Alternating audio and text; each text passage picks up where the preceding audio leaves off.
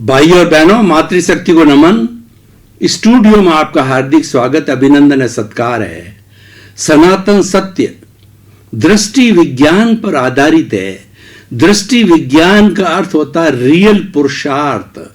हम आपकी wrong belief को समाप्त करके आपको राइट बिलीफ देते हैं। जो आपकी भ्रांत मान्यता है, जो आपको भ्रांति है, जो आपका संशय है, उसको मिटा करके और आपको जो है सनातन सत्य देते हैं, यूनिवर्सल ट्रुथ देते हैं, सार्वभौम सत्य देते हैं और जीवन की अल्टीमेट रियलिटी बताते हैं। उससे आपके कंसेप्शन क्लियर हो जाते हैं और आप एक दिशा की तरफ बढ़ते बढ़ते अपने गंतव्य को प्राप्त हो सकते हो। ये सारा कार्य हम अलग अलग एपिसोड्स के माध्यम से करते हैं। आज हम जो है प्रकृति से जुड़ा हुआ, हमारे व्यवहार जगत से जुड़ा हुआ, हमारे हमेशा काम आने वाला जो कार्य है, जो वस्तु है, उसका हम विवेचन करेंगे। आज का हमारा विषय है जल ही जीवन है। भाई और बहनों, जल में जगदीश बोला जाता है, यानी जल के अंदर भगवान का निवास बोला जाता है। जो लक्ष्मी और विष्णु जो निवास करते हैं वो समुंदर के अंदर जल में जो है निवास करते हैं। और हमारी ये जो प्रकृति माँ, जिसको हम कुदरत कहते हैं, वो कुदरत की रचना पंचभूतात्मक है। पृथ्वी, जल, अग्नि, वायु और आकाश, इसके अंदर ये जल आ गया। और ये सारी जो हमारी सृष्टि है, ये हमारी जो पृथ्वी है, उसके अंदर 75% जो है जल है और 25% ही केवल पृथ्वी है जिस पे हम जीते हैं। जल का भाग बहुत ज़्यादा है। और ये 5 भूत का जो पुतला है, जो हमारा शरीर है, उसमें 60% जल रहता है। यानी शरीर का बहुत बड़ा भाग जल का होता है। आप जल का महत्व समझ सकते हो कि व्यक्ति को बहुत अच्छा खाना खिला दो, लेकिन खाना खिलाने के बाद के अंदर आपने उसको लंबे समय तक, घंटे भर तक जो है पानी नहीं पिलाया और वो पानी मांगता रहता है, तो पानी न मिलने पर उस व्यक्ति की मृत्यु भी हो सकती है। और हमारे शरीर में पानी की कमी से डिहाइड्रेशन भी हो जाता है।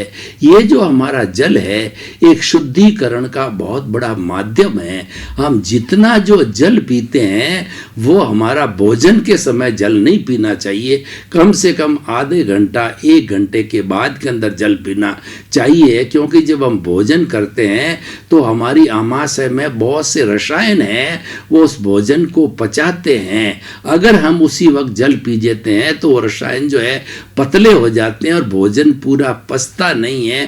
पूरा पचने के नहीं होने के कारण अपच रह जाता है, तो वह बहुत सा भाग गंदगी के रूप में चला जाता है। और पूरा पचता है तो उसका जो है वो रस बनता है, जिससे कि खून बनता है। तो भाई और बहनों, जल की आप उपयोगिता समझ सकते हो। जल की उपयोगिता वो व्यक्ति समझता है, बहुत पैसा हो और उसको अगर 10 बूंद भी पानी मिल जावे तो वह अच्छी तरह से समझ सकता है इसकी इम्पोर्टेंस।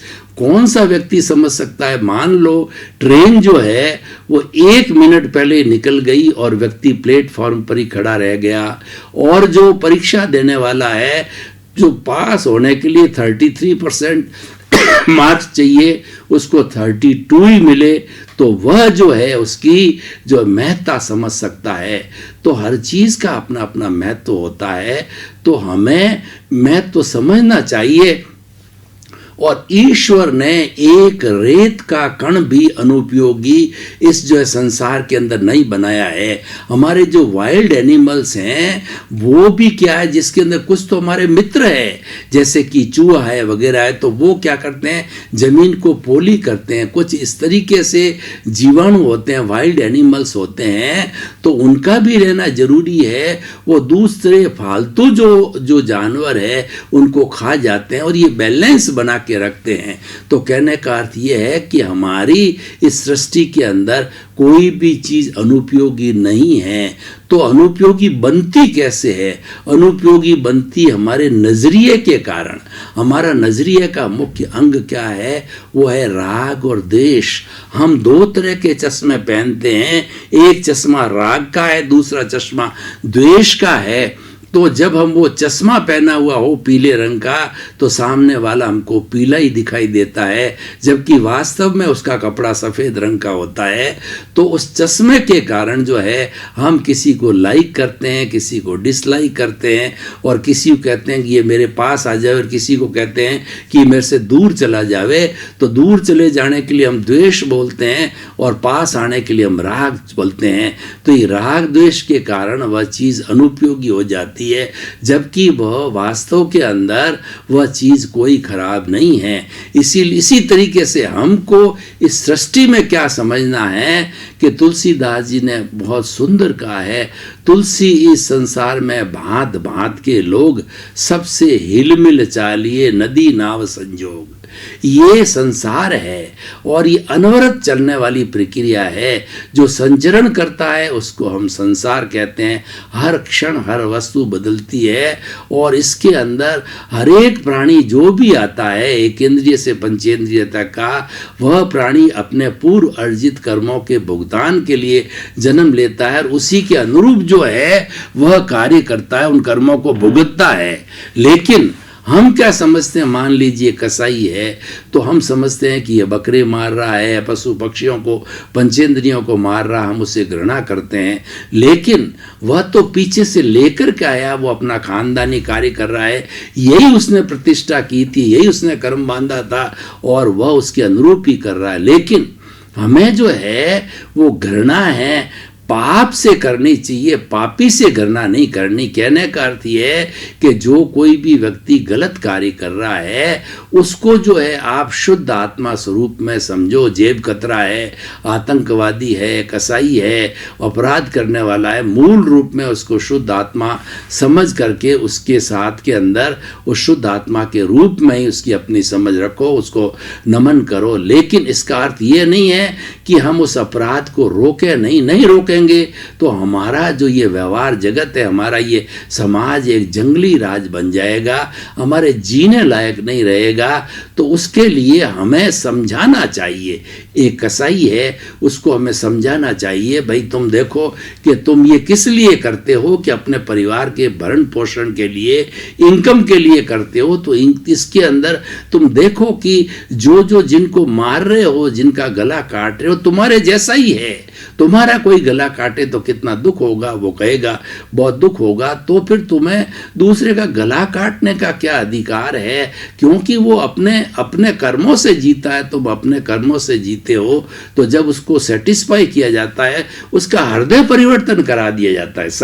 सही जो शब्द है, उसको जब हृदय परिवर्तन करवाते हैं, उसकी समझ में आ जाती है कि मैं हिंसा कर रहा हूँ, ये कर्मों का अर्जन कर रहा हूँ, ये गलत है, ये अज्ञान है। जब उस अज्ञान को छुड़ा करके ज्ञान दे देते हैं तो वह काम छोड़ देता है, और छोड़ करके और वह सही रास्ते पे आ जाता है। कोई दुकान खोल देता है, और बहुत से काम है दुनिया में जो कम हिंसा के या जो है बिल्कुल नहीं हिंसा के बहुत से काम हैं। तो हम वो सेलेक्ट करना चाहिए। हिंसा का कोई भी कार्य हो, हमें जो है वो अपने के लिए नहीं करना चाहिए। इसीलिए एक जो है बहुत बड़े कवि हुए हमारे हिंदुस्तान में, पीपा जी है, राजस्थानी कवि हुए। उन्होंने कहा, पीपा पापन कीजिए और अड़गो रहीजे आप, करनी जासी आपरी और कुण बेटो कुण बाप। यानी आप गलत कार्य करते रहो और आप मन में ये समझते हो मैं मेरी पत्नी के लिए कर रहा हूँ, बेटे के लिए कर रहा हूँ, पोते के लिए कर रहा हूँ, मेरे परिवार के लिए कर रहा हूँ। लेकिन जब आपके हंटर पड़ेंगे, जब आपने वो भाव कर्म डाले, कॉजेज डाले, कर्मों का अर्जन किया, और अगले जन्म के अंदर जब आप कर्मों को भुगतना पड़ेगा, आप कहोगे मैंने तो पत्नी के लिए, बेटे के लिए, तो कोई हंटर खाने के लिए, यानी दुख भुगतने के लिए, पाप को भुगतने के लिए आपका सहभागी नहीं बनेगा। तो भाई और बहनों, जो हमारा टॉपिक है कि जल ही जीवन है। अब देखिए ये जल कहाँ से आता है, इसकी पूरी प्रक्रिया को हम समझते हैं। हम चलते हैं, समुंदर है, समुंदर के अंदर जल का अथाह जो है भंडार है। और जितनी भी नदियां हैं हमारे संसार में आकर के समुद्र में गिरती है।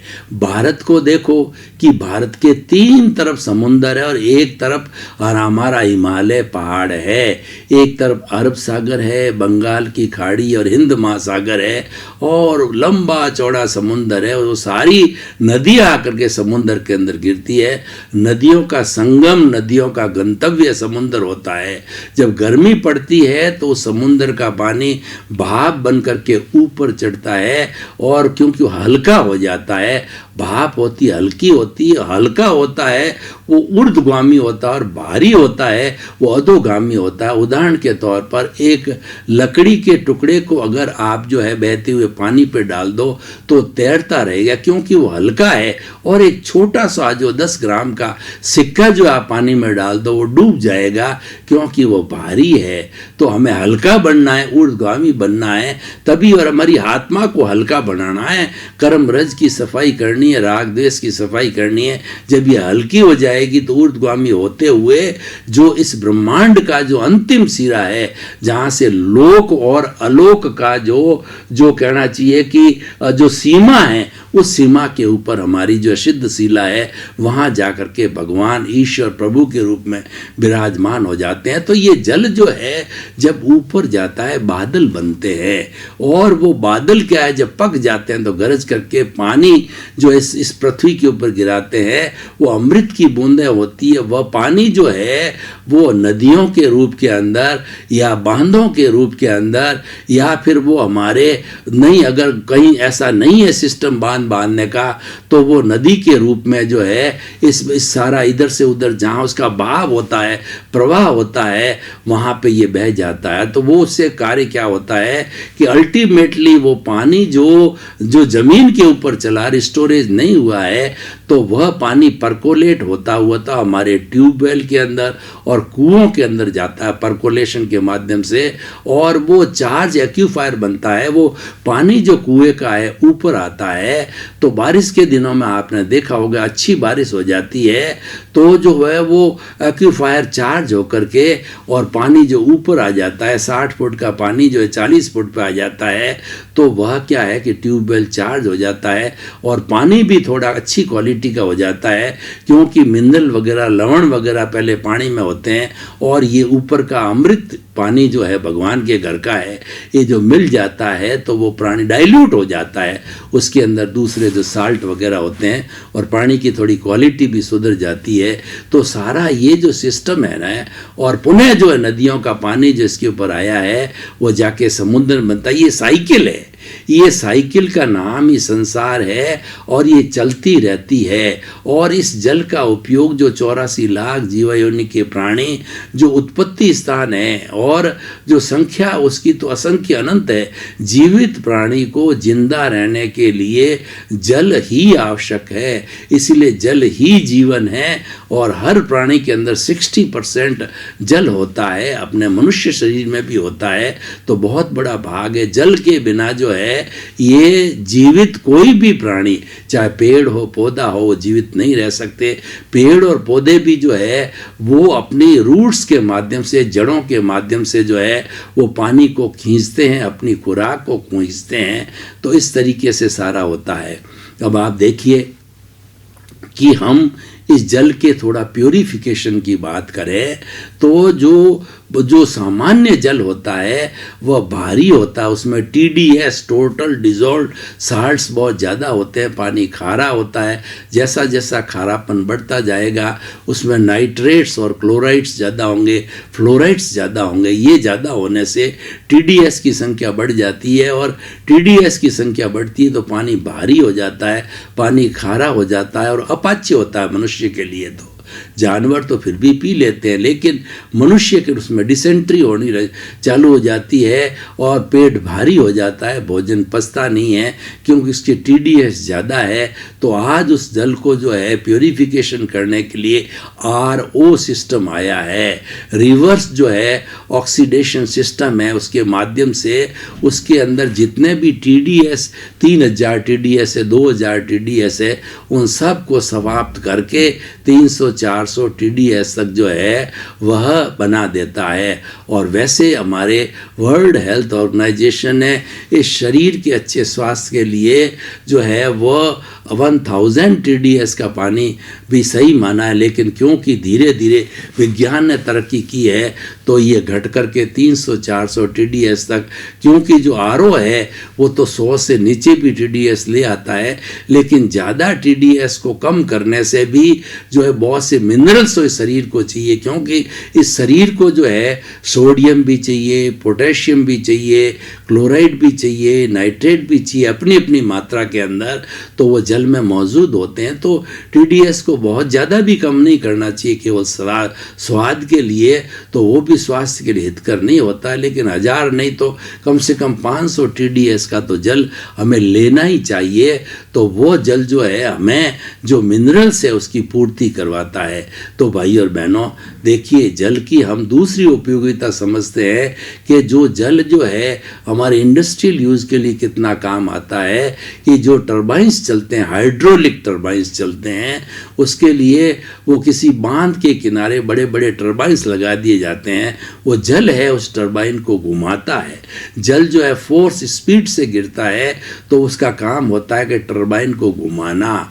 जब टरबाइन जो है घूमती रहती है तो उसके साथ में जब डायनेमो मिलता होता है, तो डायनेमो के माध्यम से जो है वो AC करंट पैदा होता है, और वो करंट जो है वह हमारे जो है वो तारों के माध्यम से सोसाइटी के अंदर, फैक्ट्रियों के अंदर भेजा जाता है, किलोवाट के रूप में उसका उपयोग होता है। तो ये हाइड्रोलिक जितना भी सिस्टम है उसमें जल उपयोग होता है। और बांधों को देखिए कि बांध हमारे कितने उपयोगी है, कि जल केवल मनुष्य के लिए नहीं है, प्राणी मात्र के लिए जल जरूरी है। जितने भी हमारे फूड ग्रेन्स होते हैं वो एकेंद्रीय है, जैसे कि बाजरा है, गेहूं है, चना है, और जितने भी फूड ग्रेन्स जो हम करते हैं सारे एकेंद्रीय जीव होते हैं।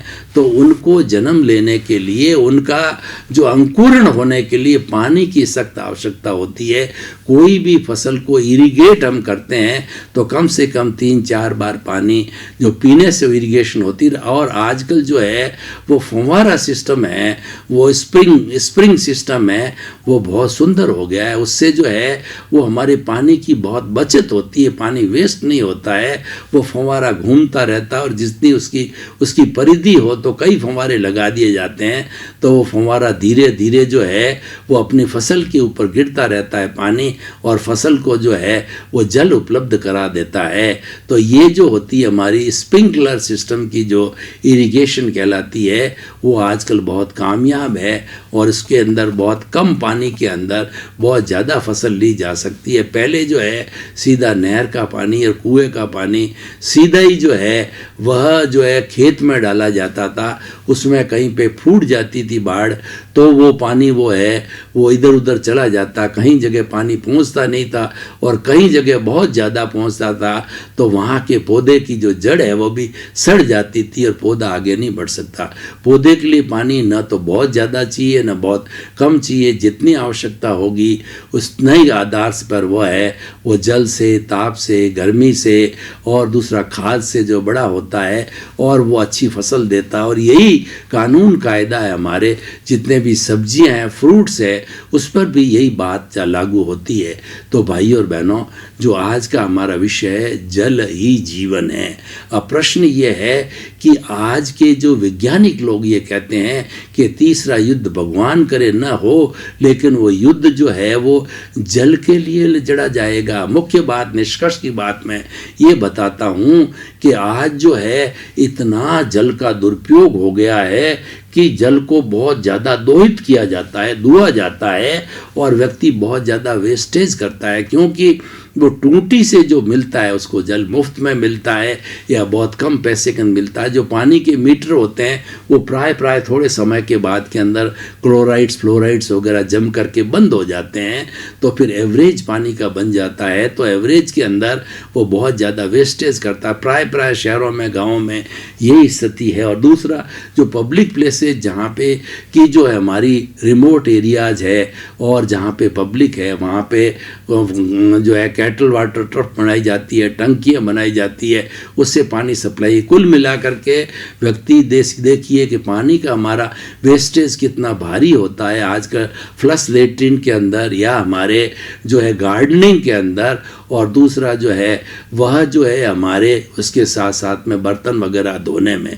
अब समय आ गया है, व्यक्ति को सोचना पड़ेगा। वैज्ञानिकों ने चेतावनी दे दी है कि जल का दुरुपयोग कम करो जो जल। तो इसीलिए आज जो है मॉडर्न जो सिस्टम बन रहा है उसके अंदर एक जो हमारी ये स्प्रिंग वाली सिस्टम की इरिगेशन आ गया है, और उसके बाद में ऐसे ऐसे टैंक बन गए हमारे जो है वो उसके लिए टॉयलेट्स वगैरह के लिए कि जितनी आवश्यकता हुई उतना ही पानी वो डालेगा, सफाई होने पर उसके बाद बंद हो जाएगा। तो हमें कहीं न कहीं नियंत्रण सब जगह करना पड़ेगा। और दूसरी बात क्या है कि हमें ये जो है मानव मात्र को चिंतन करना चाहिए कि पानी का हम दुरुपयोग रोकें, क्योंकि हमारी जैन पद्धति ने तो अपकाय माना है, यानी जो पानी है वो बहुत से जो है वो निगोद के जीवों का समूह है, और विज्ञान ने भी माना है कि एक बूंद जो पानी है उसके अंदर 34,000 जो है निगोद के छोटे छोटे अपकाय के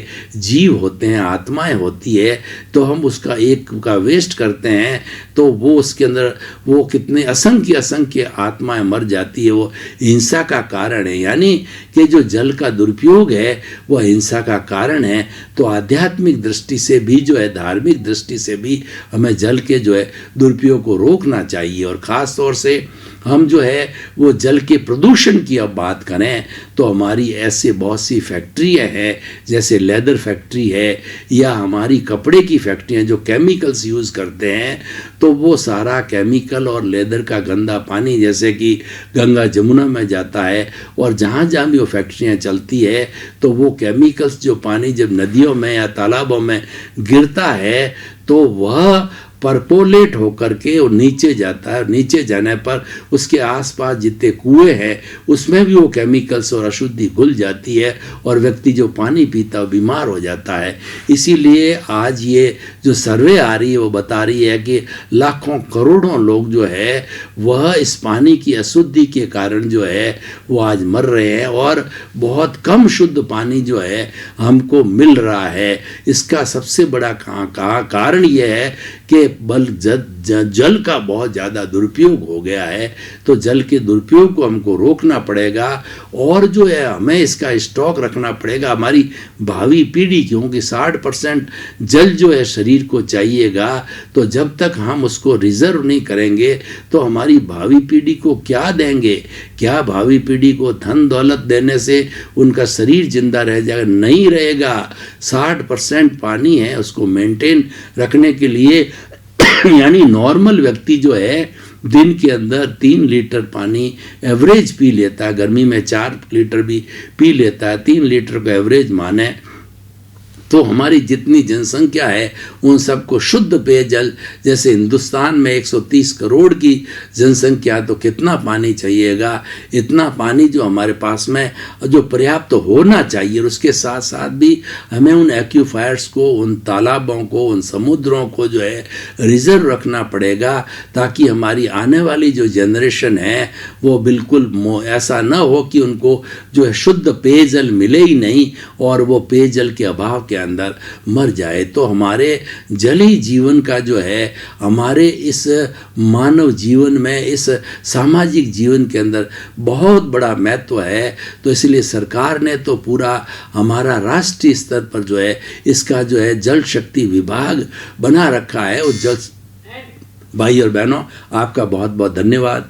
आप हमारा ये सनातन सत्य कार्यक्रम देखते रहिए। सनातन सत्य कार्यक्रम हमको भौतिक जगत और आध्यात्मिक जगत दोनों का संतुलन, समन्वय की बात करता है, क्योंकि व्यवहार शुद्धि बिना निश्चय शुद्धि नहीं है। इसीलिए हमें व्यवहार की शुद्धि करना बहुत ही ज़रूरी है। उसके लिए ही ये हमारा सनातन सत्य कार्यक्रम बना है।